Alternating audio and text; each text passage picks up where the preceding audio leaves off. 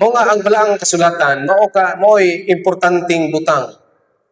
Dili lang sa iya ang pagka libro, no? Kay kung nato agi siyang himuon nga kuan, libro ra siya, pwede nato ning ilabay, pwede nato ning sunugon, di libro, butang ron ni siya. Pero unsa may nakahatag ni kinabuhi?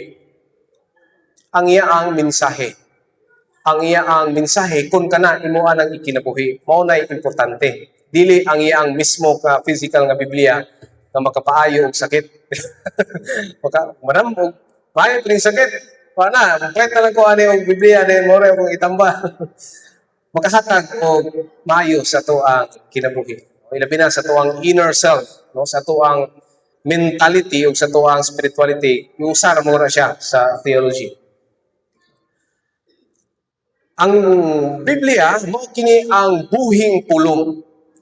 May kag buhi meaning to say naglihok. Naglihok dunay gahom nga mamahimong mabag-o ang kinabuhi sa usa ka tawo.